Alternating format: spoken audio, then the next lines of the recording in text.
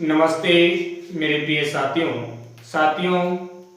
निरंतर रूप से हम वर्तमान में एक दिन छोड़ करके एक दिन रोज 5 बजे हमारी क्लास यहाँ कंटिन्यू आपके लिए है और हम यहाँ अध्ययन कर रहे हैं इंग्लिश का। और इंग्लिश के अध्ययन में हमने जान लिया है क्या पार्ट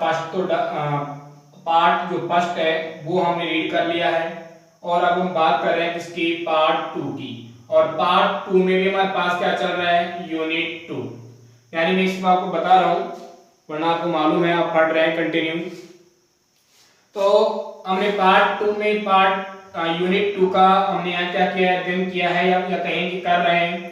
उसमें हम पढ़ रहे थे कि एक विद्यार्थी को जब हमें क्या सिखाना है, कोई भाषा सिखानी है तो उस भाषा को सिखाने के लिए कौन कौन सी बातें हैं जो एक अध्यापक के स्थान पर होकर के हमें ध्यान रखनी चाहिए ताकि हम हमारे उद्देश्य तक क्या कर सके, पहुंच सके।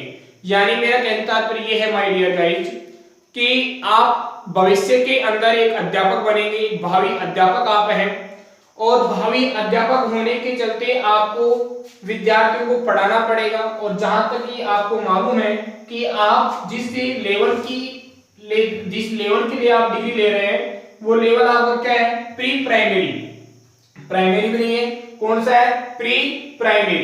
तो यानी मैं ये कहना चाहता हूं कि इससे पहले हमने जान लिया है कि आप ग्रामर कम ट्रांसलेशन मेथड से किस प्रकार से लिखना सिखा सकते हैं या कोई भाषा सिखा सकते हैं, सेकंड लैंग्वेज आप सिखा सकते हैं। दूसरी हमारे पास में एक विधि थी डायरेक्ट मेथड, उसके बाद में हमने एक अन्य विधि का प्रयोग किया ऑडियो लिंगुअल मेथड।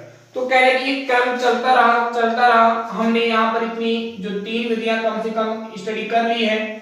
उसके बाद में आज हम उसी क्रम में बात करते हैं, चर्चा करते हैं कि हमारे पास में कम्युनिकेटिव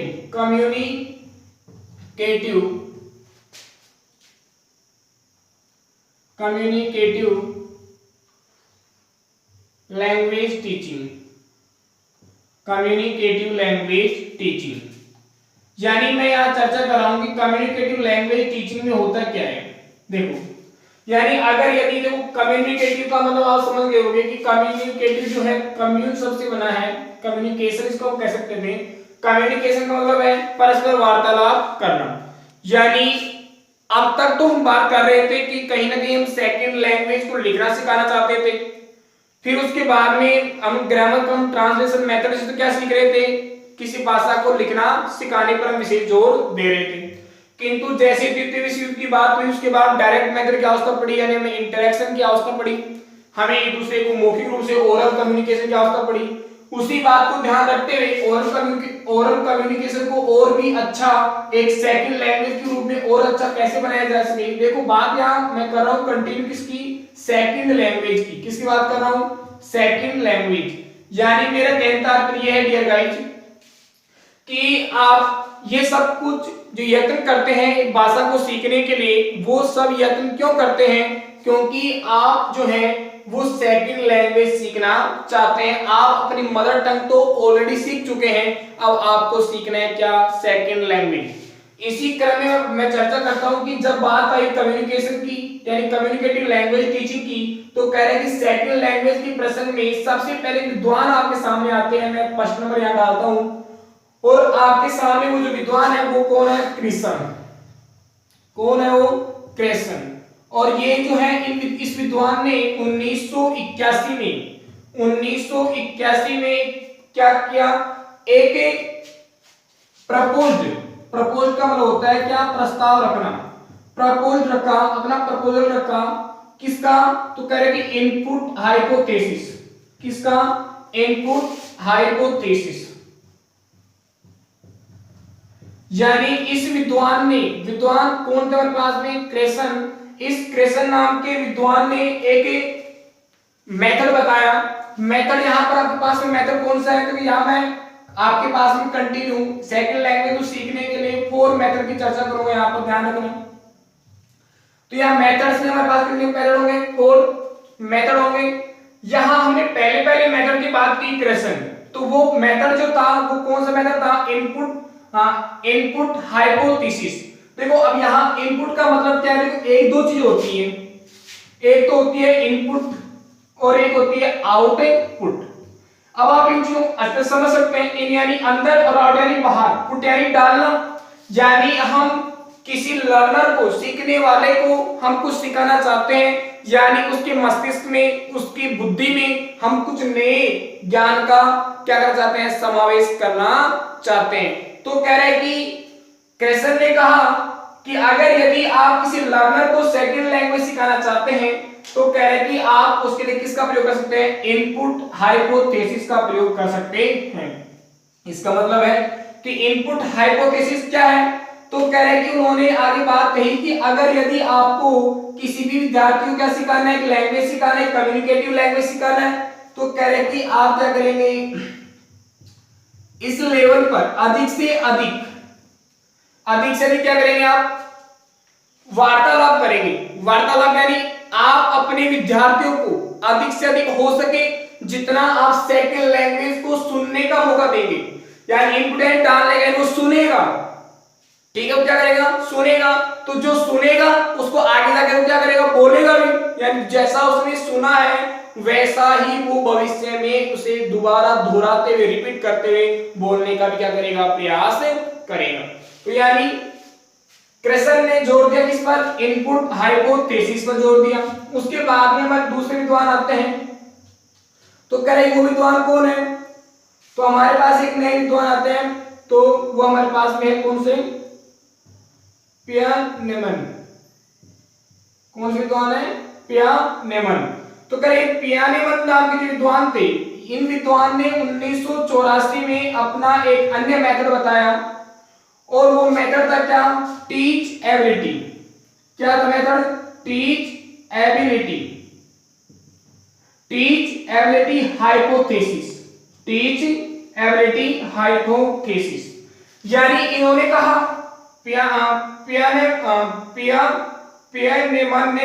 पियानेमन ने कहा कि टीच एबिलिटी हाइपोथेसिस, हाइपोथेसिस सब यही है, तो हाइपोथेसिस मतलब प्राक कल्पना, यानी अगर यदि आप किसी विद्यार्थी को क्या चाहते हो, कम्युनिकेटिव लैंग्वेज में परफेक्ट बनाना चाहते हो, आप उसके संवाद को, उसके बोलने के व्यवहार को क्या करना चाहते हो, श्रेष्ठ बनाना चाहते हो, तो कह रहे कि उसके लिए आवश्यक है कि आप क्या करेंगे, तो कह रहे कि आपकी सबसे पहली चीज क्या होनी चाहिए, टीच, यानी टीचिंग करने की आपकी जो एबिलिटी है वो परफेक्ट होनी चाहिए। यानी आपको यदि किसी विद्यार्थी को सिखाना है तो आपके सिखाने की जो योग्यता है वो आप में विशेष होनी चाहिए। तो देखो पियानेमन ने क्या दिया, एक मेथड दिया, एक विधि दी। विधि क्या थी कि आप जो क्या करेंगे, अपने विद्यार्थी को यदि सेकंड लैंग्वेज सिखाना चाहेंगे तो सबसे पहले आपको अपनी ये जो पढ़ाने की जो कला है, टीच यानी पढ़ाने की जो कला है, उसका जो मेथड है, तरीका है, आपको उसमें इंप्रूवमेंट करना होगा। तो ठीक है, ये बात तो सही है कि चलो ठीक है, टीचर ने क्या कर दिया, इंप्रूवमेंट किया, तो कह रहे इससे क्या होगा, तो कह रहे देखो अब यहाँ टीच एबिलिटी क्या है इसको समझेंगे हम। देखो प्राक कल्पना यानी कल्पना करना, यानी पूर्व, प्राक यानी पूर्व। देखो मैं इसको समझ चाहता हूं आपको, प्राक कल्पना यानी प्राक यानी होता है पूर्व, संस्कृत में सब हम बात करें पूर्व, और कल्पना यानी सोचना, यानी पढ़ाने से पहले आप जब अपने विद्यार्थियों को पढ़ा रहे हैं तो उससे पहले आपको सोचना होगा, आपको एक विधि, एक तरीका, आपको एक टारगेट तैयार करना होगा कि मुझे मेरे विद्यार्थियों को किस प्रकार से लिखना पढ़ना सिखाना है, या किस प्रकार से मुझे टीचिंग करवानी है। तो कह रहे हैं देखो आपका इस समय टारगेट क्या है कि आप अपने विद्यार्थियों को क्या सिखाना चाहते हैं डियर गाइस, तो आप अपने विद्यार्थियों को इस समय बोलना सिखाना चाहते हैं, एक भाषा के ऊपर वो भाषा का सही उपयोग कर सके, प्रसंगवश उपयोग कर सके। तो कह रहे हैं कि एक क्रेसन ने तो कहा कि आप इनपुट हाइपोथेसिस यानी इस विधि का प्रयोग करें जिसमें इनपुट यानी अधिक से अधिक अपने विद्यार्थियों को सुनने का अवसर दें। दूसरी बात पियानेमन ने कहा कि एक अध्यापक जो है उसकी जो टीचेबिलिटी जो है यानी शिक्षण की जो अधिक्षमता, देखो शिक्षण, टीचर शिक्षण और अभिक्षमता, कि अध्यापक की जो शिक्षण की जो क्षमता है वो क्या होनी चाहिए, श्रेष्ठ होनी चाहिए। तो देखो करेंगे अगर अध्यापक एक श्रेष्ठ विधि से अपनाएगा सिखाएगा बजाय किसके, नियमों को रटाने के, तो क्या इससे क्या होगा, मोरफो मोर्फोसिंटैक्टिकल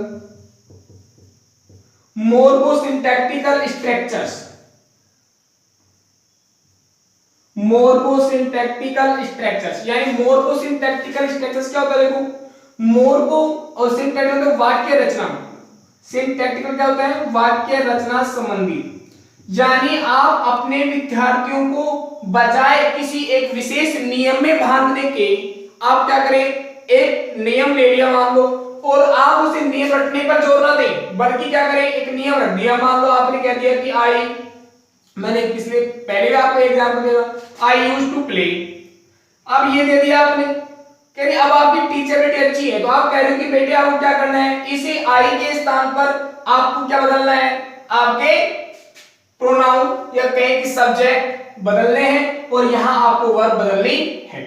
अब आपने कहा कि he used to reading, he used to read, he used to get up early in the morning, he used to dance, he used to cook food, he used to wash clothes, he washed, यानी आप anything मैं कह सकता हूं कि आपको main focus कहां है, टीचर का इस समय इस सब पर है।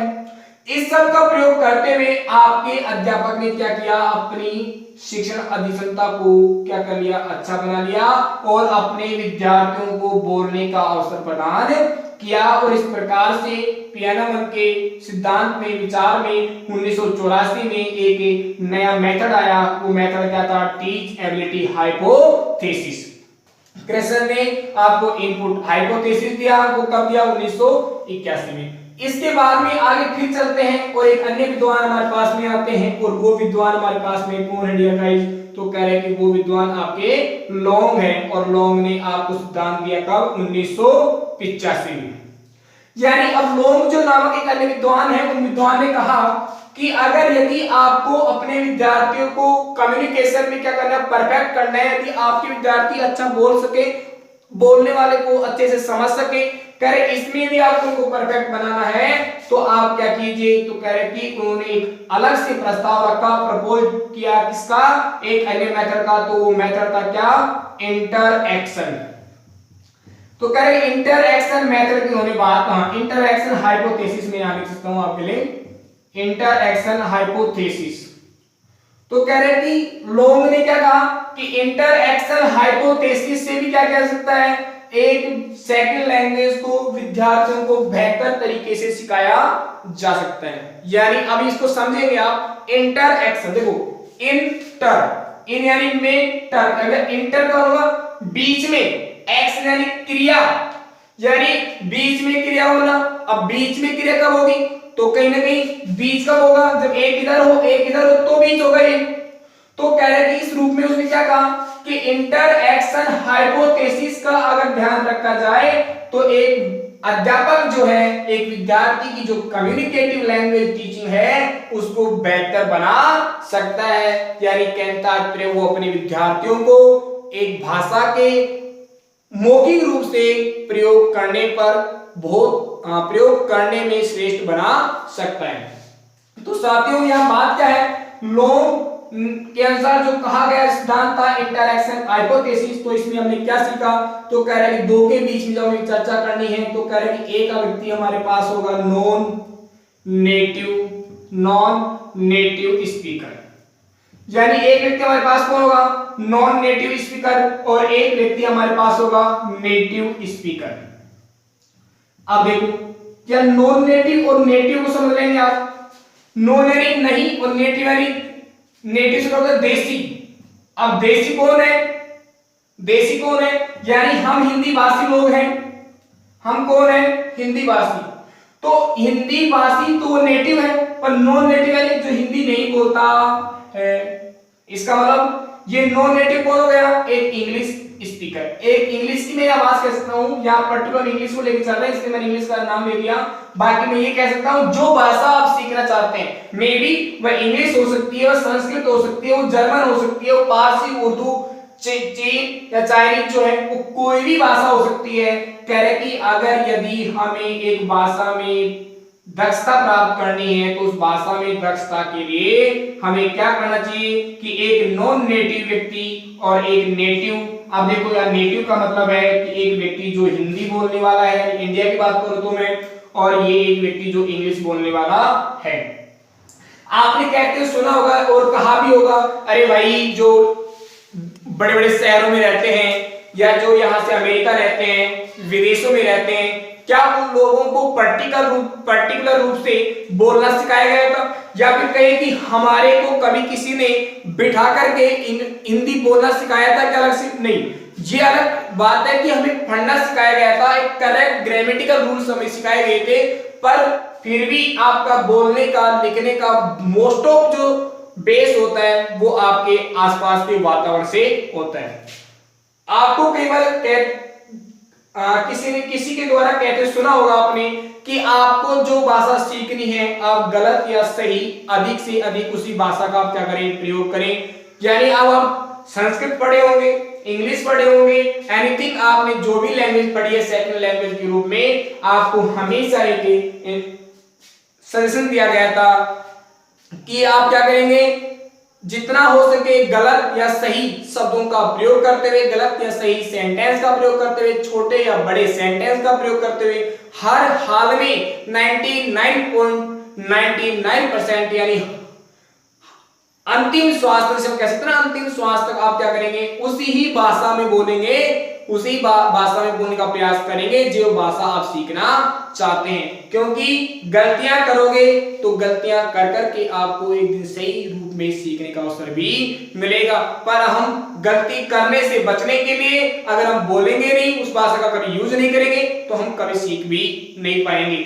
मैं यही बात कह सकता हूं कि मेरे विराटनगर के जो विद्यार्थी हैं जो वरिष्ठ उपाध्याय से पास करके जाते हैं, उनकी संस्कृत बेहतर होती है बजाय और कहीं के, क्योंकि उन विद्यार्थियों को हमारे डॉक्टर अनिल कुमार शर्मा जी जो हमारे गुरुजी हैं पूजनीय, उनके द्वारा डायरेक्ट मेथड समझ गए आप, यानी संस्कृत टू संस्कृत ही पढ़ाया जाता है। पूरे दिन वो संस्कृत बोलते हैं, हमें अधिक से अधिक संस्कृत सुनने का मौका मिलता है। उनके साथ हमें बातें करनी है तो गलत या सही शब्दों का प्रयोग करते हुए, गलत या सही वाक्यों का प्रयोग करते हुए उनसे हर हाल में संस्कृत में बोलना होगा। इस कारण से हमें न चाहते हुए भी संस्कृत भाषा पर एक अच्छी क्या होती है, हमारी पकड़ हो जाती है। तो यहाँ पर बात कर रहे हैं कि नॉन नेटिव स्पीकर जो है और नेटिव स्पीकर जो है, ये दोनों व्यक्ति जब क्या करेंगे, ये व्यक्ति जो गलती करेगा इंग्लिश बोलने में और ये इंग्लिश परफेक्ट बोलेगा, पर इन दोनों के बीच में जब बार बार बातें होंगी और ये गलत, ये कभी गलत, ये सही रूप में जब दोनों कंटिन्यू क्या करेंगे, चर्चा करेंगे, वार्तालाप करेंगे, तो कह रहे हैं कि अब आपने सुना होगा संभाषण शिविर। ये संभाषण शिविर क्या है, आप संस्कृत वहां संभाषण शिविर में 15 दिन में क्यों सीख जाते हैं और यहाँ विद्यालय लाइफ में आप 2, 3, 5 साल में क्यों नहीं सीख पाते? क्योंकि यहाँ आपका क्या नहीं है।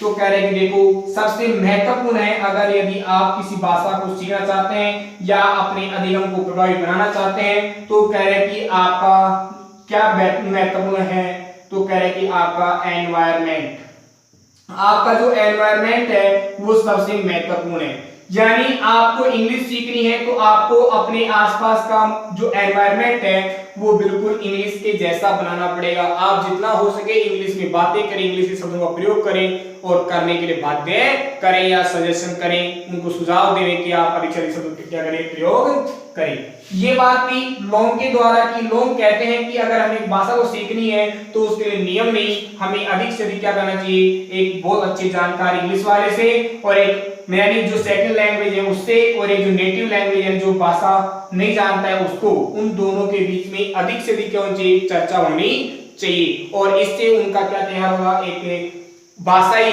यानी उस प्रकार की सेकंड लैंग्वेज सीखने का एनवायरनमेंट क्या होगा और इससे वह सीखना बहुत क्या हो जाएगा, आसान हो जाएगा। इसके बाद में हम बात करते हैं एक हमारे पास में अन्य जो विद्वान है वो है हमारे पास क्या, स्मिथ। तो कह रहे थे इस स्मिथ नामक विद्वान ने एक 1995 के अंदर 1995 में इन्होंने एक मेथड दिया और उस मेथड का नाम था क्या, नोटिसिंग। क्या नाम था? Noticing hypothesis. क्या नाम था? Noticing hypothesis. तो कह रहे कि नोटिसिंग हाइपोथेसिस जो नाम था इनका, जो क्या था, मैं कह सकता हूं कि मेथड जो था वो क्या था? तो ये नोटिसिंग हाइपोथेसिस में वो कहना चाहते हैं कि एक लर्नर को, यानी एक सीखने वाले व्यक्ति को हर जो चीज है, जो लिखी है, जो सुनी है, जो पढ़ी है, उस हर चीज पर हमें क्या करना चाहिए? नोटिस करना चाहिए। उसे हमें ध्यान पूर्वक उसे सही रूप में हमें देखना चाहिए। यानी कुछ भी लिखा हुआ हमने देखा, उसे हमें क्या करना चाहिए? नोटिस करना चाहिए। नोटिस करने का यानी देख के छोड़ना नहीं है, उसको महसूस करना चाहिए। आपने किसी व्यक्ति को बोलते हुए देखा, आप किसी व्यक्ति को इशारा करते हुए देख रहे थे, उस व्यक्ति ने किसी वस्तु की ओर इशारा करते हुए एक पर्टिकुलर शब्द का प्रयोग किया, आपने उस व्यक्ति को सुना, देखा, और आप अगली बार उसी प्रसंग में, उसी प्रकार के संदर्भ में आपने क्या किया? उसी शब्द का प्रयोग किया, और वो शब्द आपका सही था, आपको सामने से रिस्पॉन्स मिला, तो बोलो आपने उस भाषा को सीख लिया या नहीं। यानी कहने का तात्पर्य है, इन चारों विद्वानों में एक बात कॉमन है कि ये चारों विद्वान जो हैं वो आपकी कम्युनिकेटिव जो लैंग्वेज है, यानी जो परस्पर जो वार्तालाप की जो भाषा है उसको परफेक्ट बनाना चाहते हैं। और इसीलिए कृष्ण ने कहा कि हमें अधिक से अधिक विद्यार्थियों को सुनने का अवसर दिया जाना चाहिए, ताकि वो सुने और क्या करें? एक भाषा को सीखने में आसानी महसूस करें। पियानेमन ने कहा कि एक जो टीच एबिलिटी जो है वो भी क्या है? महत्वपूर्ण है। अगर एक अध्यापक की जो शिक्षण कराने की, पढ़ाने की जो क्षमता है, उसकी योग्यताएं हैं, उसकी जो कला है, अगर उसमें कहीं कोई कमी है, तो कह रहे हैं कि वो भी एक भाषा को न सीखने के लिए कारण बनता है। तो यानी एक अध्यापक की टीचिंग करने की एबिलिटी भी विद्यार्थी को सिखाने में क्या होती है? बहुत सहायक होती है। और कह रहे हैं कि इससे क्या होगा? आपकी जो मोर्फोसिंथेसिस, यानी आपकी जो सिंगल सोलिड जो वाक्य हैं, वो उनकी जो संरचना के आधार पर क्या कर जाएंगे? आप आसानी से वाक्य बनाना, बोलना सीख जाएंगे। फिर लोग आते हैं, और लोगों ने कहा कि हमें क्या करना चाहिए? इंटरैक्शन हाइपोथेसिस पर जोर देना चाहिए। यानी हमें नॉन नेटिव और नेटिव दो व्यक्तियों के बीच में जितनी हो सके उतनी चर्चा करवानी चाहिए, चर्चा का माहौल बनाना चाहिए, और इससे आपका एक एनवायरनमेंट तैयार होगा और आप उस भाषा को आसानी से सीख जाएंगे। क्योंकि हम किसकी बात कर रहे हैं? सेकंड लैंग्वेज की बात कर रहे हैं। उसके बाद में हमारे पास में आते हैं इसमें लास्ट विद्वान, और उन्होंने हमें क्या कहा? नोटिसिंग हाइपोथेसिस नामक एक विधि दी, मेथड दिया, और इस मेथड में वो कहना चाहते हैं कि एक लर्नर को कभी भी क्या नहीं होना चाहिए? अनकॉन्शियस नहीं होना चाहिए। यानी संसार में कोई भी जो चीज है वो क्या नहीं है? अनकॉन्शियस नहीं है। यानी संसार की हर चीज का कोई महत्व है, कोई भी चीज क्या नहीं है? अनकॉन्शियस, यानी नहीं कॉन्शियस, जागृत, यानी हम ये कह सकते हैं कि व्यक्त। तो कह रहे हैं कि अनकॉन्शियस, यानी कोई भी चीज मृत नहीं है। जिसे हम मृत समझते हैं, पत्थर जिसे हम मृत समझते हैं, वो भी वास्तव में मृत नहीं है। कह रहे कि हमें उस चीज को भी क्या करना चाहिए? नोटिस करना चाहिए। यानी संसार में अगर हमें भाषा को सीखना है, तो कह रहे कि हमारे को हर चीज को क्या मानना पड़ेगा? कॉन्शियस, यानी उसके प्रति सचेत होना पड़ेगा। कोई भी चीज को हम असचेत नहीं मान सकते, यानी उसको निर्जीव नहीं मान सकते। और इस प्रकार से हमारे को एक भाषा सीखने में क्या होते हैं? इन चारों विद्वानों के द्वारा दी गई जो प्रणाली है वो हमारी भाषा को सीखने में हमारी क्या सुगम बनाती है। अब यहाँ सबसे महत्वपूर्ण जो बात है माय डियर गाइस, वो ये है कि इन विद्वानों ने अंत में एक बात कही कि आप कितने भी विधियों का प्रयोग कर लीजिए, किंतु अगर यदि आपका जो लर्नर है, यानी सीखने वाला जो है, अगर यदि वो क्या नहीं है? डेवलपमेंटली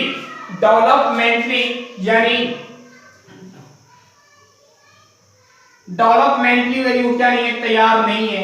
यानी एक विद्यार्थी जो आप जिसको सिखाना चाहते हैं, अगर वो डेवलपमेंट के तैयार नहीं है, यानी विकसित रूप, विकास के रूप में वो तैयार नहीं है, वो अपने स्वयं की इच्छा से कुछ चीज सीखना नहीं चाहता, और यदि आप उस स्थिति में उसे सिखाना चाहते हैं, तो कह रहे हैं उसके कभी भी कैसे रिजल्ट नहीं आएंगे? उसके पॉजिटिव रिजल्ट नहीं आएंगे। यानी कहता है तो ये हुआ, अगर यदि आपको किसी को कुछ सिखाना है, तो सबसे पहले जरूरी है कि सीखने वाला तैयार रहे।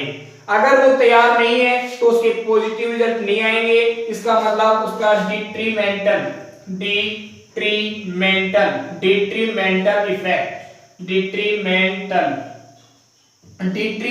इफेक्ट उसके देखने को मिलेंगे। और डिट्रीमेंटल का मतलब है बैड यानी बुरे, यानी आपको उसके नेगेटिव जो इफेक्ट है वही मिलेंगे, यानी आप चाहते हुए भी उस विद्यार्थी को वो सिखा नहीं पाएंगे जो आप सिखाना चाहते हैं। तो यानी कहने का तात्पर्य ये हुआ, इन चारों विद्वानों के द्वारा बताए गए जो 4 मेथड है, इन चारों मेथड के बाद में भी एक सबसे महत्वपूर्ण बात है कि जो आपका लर्नर है वो लर्नर क्या होना चाहिए, एक्टिव होना चाहिए। अगर वो एक्टिव नहीं है तो आप उस लर्नर को कभी भी कुछ भी नहीं सिखा सकते, फिर आप चाहे 1000 प्रयत्न कर लो। इसका मतलब ये है कि आपको किसी को कुछ सिखाना है तो सबसे पहले आपको उसे सीखने के लिए तैयार करना होगा, या उसमें एक ऐसा मोटिवेशन डालना होगा ताकि वो अनचाहे रूप में भी सीखना चाहे।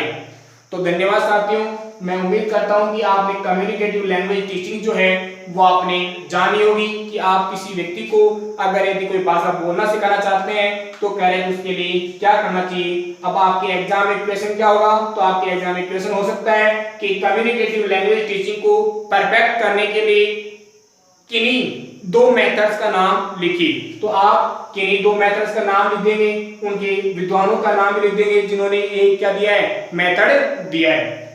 चारों का नाम लिखवा ले तो आप उधर से लिख देंगे इनकी ये जो मेथड थे, जैसे input hypothesis, teach ability hypothesis, interaction hypothesis और नोटिसिंग हाइपोथेसिस। चारों विद्वान अलग अलग से हैं।